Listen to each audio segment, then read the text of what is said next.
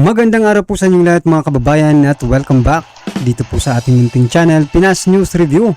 At eto nga mga kababayan, no, malutik ya, si Picoy ang totoong jokebox king ni Lisa Marcos. Yan mga kababayan, no. Ito po yung sa kabila ng pagtawag po ni PBBM, no, dito kay ex-PDEA agent Jonathan Morales na jokebox king. Yan mga kababayan, ito po yung hinuhulugan, no, ng coins para kumanta mga kababayan. So yan po yung ano ni Ma'am Malu Tikya mga kababayan. Yan po yung opinion niya, no? Na si Picoy ang totoong jokebox king ni Lisa Marcos. Pero ito po yung ano, yung sinasabi naman ng taong bayan, no, ng mga netizens na mas jokebox king pa itong si President Bongbong Marcos Jr. Ha? Kasi 'di ba pag hinuhulugan daw yung jokebox mga kababayan, kumakanta at ginagawa kung ano man yung gustong ipakanta, no? Kantahin ng naghulog. So ang lumalabas mga kababayan dahil nga po Andres Desaya, ang ating PBBM. Yan. Ang sinusunod niya po ay ang kanyang asawa. So yan po ay opinion po ng ating mga kababayan, no, na mas jokebox king pa itong si PBBM kisa po dito kay Agent Jonathan, ex-PDEA agent Jonathan Morales. Ano po ba sa palagay ninyo? Pwede kaya or may basihan ba yung ating mga kababayan para sabihin mas jokebox king pa itong si PBBM kaysa po kay Morales mga kababayan. So bago po natin simulan yan, kung bago ka pa lang at di pa po nakapag-subscribe sa ating munting channel, please don't forget to subscribe at i-click na rin po ang bell notification para updated ka po sa lahat ng ina-uploads nating reaction video. Eto mga kababayan, sama-sama at sabay-sabay po natin pakinggan, panoorin at bigyan ng komento ang video ito. Eto na po. Itinanggi ni Eric Santiago alias Picoy na may nag-utos sa kanya na huwag padaluhin si Jonathan Morales pagdinig sa Senado ugnay sa PDEA leaks. Sa katunayan ay sinabi nito na katahang isip lang ang kanyang pagbanggit sa pangalan ni First Lady Liza Araneta Marcos at ng isang James Kumar na nakuhanan pa sa CCTV. Ito nga mga kababayan, bago natin ituloy ang video na ito, kung bago ka lang sa aking YouTube channel, baka pwede makahingi ng like at subscribe at click mo na rin ang notification bell para updated ka sa aking nilalabas na bagong video. Salamat po. Ma'am, siguro pasingit lang. Ikaw ba ay naniwala na katang-isip yung sinasabi ni yung si Si Picoy? Picoy, parang kanta ng Ben and Ben katang-isip. Katang-isip lang ba na pasigaw pa sila yung pag-uusap? Hindi in-expect nung kanyang kausap na katang-isip pala. Alam mo, kung katang-isip yun, may problema si Mr. Santiago sa isip. Okay, kung wala sigurong video, hindi katang-isip yun, dahil nakunan yung video at klarado naman at hindi niya dinideny na siya yung nandun sa kausap ni Mr. Enriquez, para mulukohin ang Senado at sabihin na nagplaplano ka lang, first off, saan mo makukuha yung pangalan na Kumar? 'Di ba? Napaka-unique yung pangalan na 'yon. Pero doon sa mga taong nasa political world, kilala yung Kumar. Ako naririnig ko yung Kumar for so many decades in campaign politics. Yung Lam, that's a household, that's how we address the First Lady. At para mo sabihin kinuha mo yon para lang maging mukhang katotohanan at pakinggan ka, parang grabe yung pagwiwib mo ng tail kasi napaka-ordinaryo sa yung ibagsak na papatayin. Papatay. Di ba yung mga ganong salita, pag pinagsama-sama mo yung mga sinabi ni Mr. Santiago, you are actually threatening the life of a resource person in a Senate hearing. So, katawa-tawa yung sinabi ni Mr. Santiago at for him to be given time natutuwa ako na si Chairman De La Rosa, kinuha niya yung dokumento at pag-aralan muna. Kasi parang ang sinasabi niya, gumawa sila ng patibong sa Senado. I mean, you don't do that to an institution like the Senate. Kaduda-duda yung mga actuations niya. Kasi nung narinig natin yung opening ni Mr. Enriquez, makikita mo talagang hirap na hirap yung tao bigkasin. Ang kanyang kon. Tapos pagdating dito sa isa, abay, talagang parang operator ito. Yan ang jukebox. Si Mr. Santiago ang jukebox. Inupan, nakita yung video, kakanta ng iba. Ma'am, gaano kalaking factor itong si Picoy sa mga tanong po ng mga senador na laban kay former PDEA agent Jonathan Morales? Alam mo, Admar, MJ, walang value yung si Mr. Santiago. Picoy ba ang nickname? Walang value. Yinanig lang niya, very incredulous yung mga sinabi niya. Yinanig niya at tiningnan niyang, kaya ko bang mapabilib itong mga ito? Alam mo, pag titingnan mo yung hearing, maganda at si Senator Tolentino nauna kasi nakita natin walang batas sa classification ng document. Walang mere circular, no? Maganda rin yung sinabi niya yung tungkol dun sa Philippine Coast Guard at saka sa yung mga yate na pribado. Maganda yun dahil nakikita mo talagang merong kakulangan sa batas. Natutuwa rin ako na makikita mo rin na si Morales kahit na siguro baliktarin mo, ihang mo dry, talagang consistent siya. So, ang nakakalungkot doon siguro yung si ES Paquito Ochoa, hindi ko alam na may rise uli ng COVID, di ba? I mean, if you want to get to the bottom... Nagpabakuna pala yun. May bakuna pa naman ata, ba hindi naman siguro tayo nagkulang, nauso pa. Meron If you want to get to the bottom of things, dapat tumarap siya. Kasi ang allegation may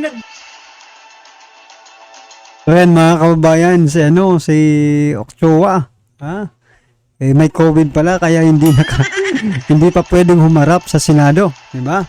O pinapatawag kasi isa po siya doon sa humarang sa dokumento kaya hindi po na isagawa yung operation. At bakit nga ba pangmayaman na ba ngayon hindi naman sinasabi nating mayaman, no?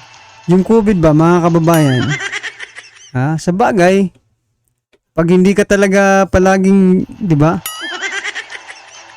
Pwede kang tamaan ng COVID, di ba? patigil maganda rin yung sinabi nung taga-Bedea na hanggat walang numero, hindi yan nalalag. So makikita natin yung importansya ng testimony na may nagpatigil sa kanya. Ngayon, ang tanong, nasa... Yung ano po yun mga kababayan, yung serial number, di ba? Na ipinagmamalaki pa, no? Kahapon. Nag-present ng ano nila, presentation, di ba? Yung mga serial number, biglang tinanong ni Senator Bato. Kwento ko lang saglit mga kababayan, no? Biglang tinanong ni Senator Bato de la Rosa, kung kapag ba hindi natuloy ang operation na yan, magkakaroon pa rin ba ng serial number? Yan po yung di ba? Basta ganun po yung essence ng niya pagkatanong. Sinabi po ng ahente or parang yata yun nila Basta isa side po ng PDEA, no? Na hindi po, Your Honor. So, bakit mo? So, totoo nga, mga kabayan, na hindi nga talaga magkakaroon ng serial number or anong number man yun, di ba? Or authentication number or something, basta number mga kababayan.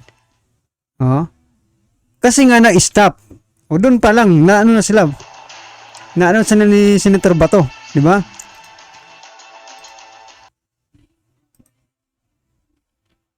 nasaan yung sworn statement ng CI? Na,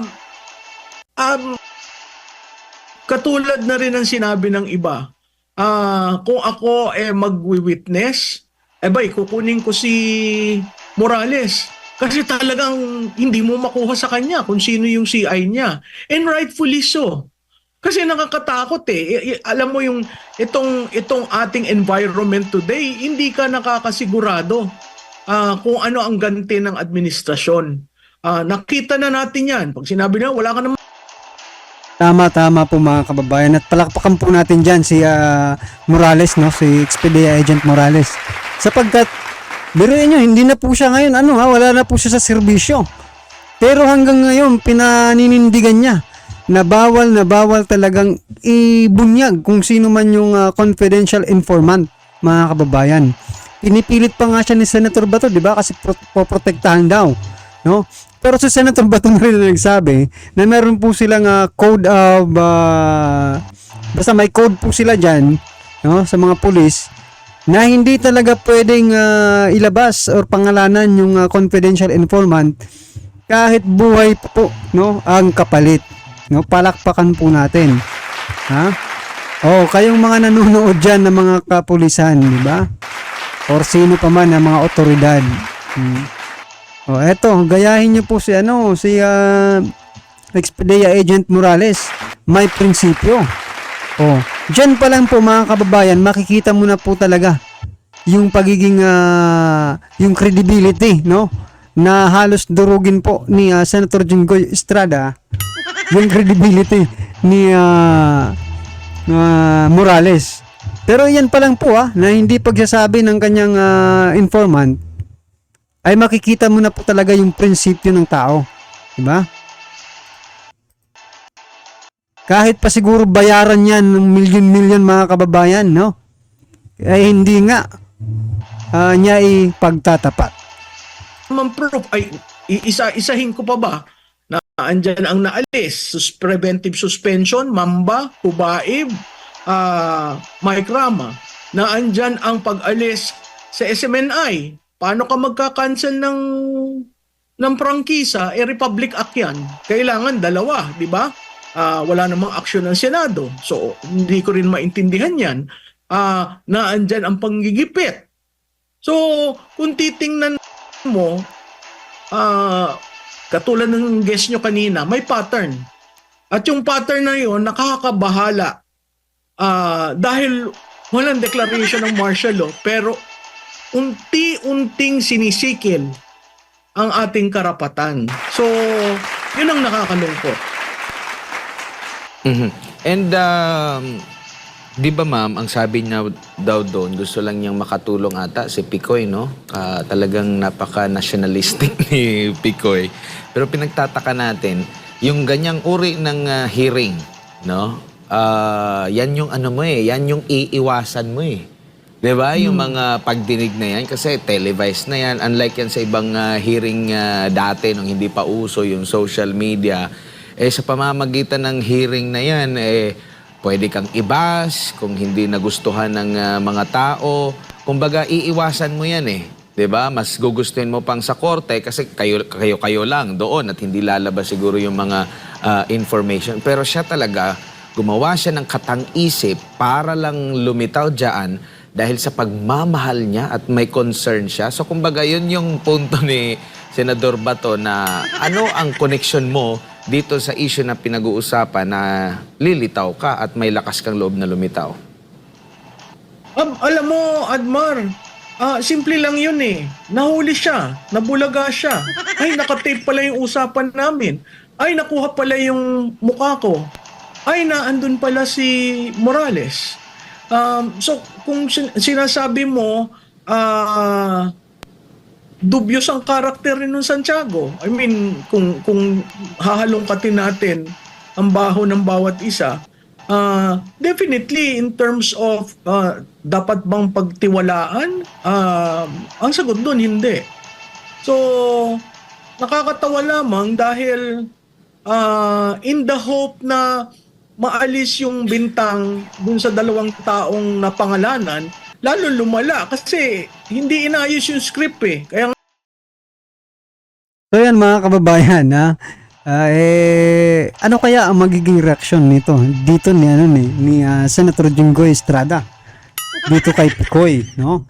Malamang suportahan niya ito, diba? Kasi nagbidiin din ito kaya against po yung mga statement nila against kay Morales. So pag ganyan, pag eto mga kababayan, pag si Senator Jinggoy po ay talagang kamping-kampi dito kay Picoy, mga kababayan, alams na po, baka parehas po silang joke box king, mga kababayan, no? Baka po itong mga lahat ng kontra dito kaya eto, opinion lang naman natin to, mga kababayan, baka lang naman, yung mga lahat ng mga senador na kumukontra dito or something na sumisira sa credibility ni ex-PDEA Agent Morales ay mga joke box king and queens, di ba? Pero bukod pa po dyan, yung mga komento po ng taong bayan ay hindi lang po itong si Picoy ang joke box king. Sinasabi po nila na maaaring si PBBM mismo ay joke box king, mga kababayan, sapagkat hindi niya po kayang gumalaw ng sarili kasi diba si First Lady Lisa Marcos ang nagpapatakbo ng ating bansa. Totoo ba kaya yan, mga ka-review natin? Na joke box king din itong ating presidente? Well, anyway mga kababayan, ano man po ang inyong reaksyon, komento or kritisismo, i-comment lang po sa baba para at least alam po ng ating mga kababayan ang inyong pong nararamdaman patungkol po sa video ito, right? Kung bago ka pa lang at di pa po nakapag-subscribe sa ating munting channel, please don't forget to subscribe at i-click na rin po ang bell notification para updated ka po sa lahat ng ina-uploads nating reaction video. Yan mga kababayan, maraming salamat po.